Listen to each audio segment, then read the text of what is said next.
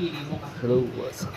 Nung pandemic po kasi, di ba po parang nag-spiral down po yung mental health ng halos lahat po sa atin talaga. Yes. Tama. Ayun po. Nung time po na yun, pa-college po kami. So, yung po sa akin, kahit ako po personally, nagkaroon po ng mga panic attacks nung COVID pandemic era. So, yung po sabi ko, sa psychology na po ganyan.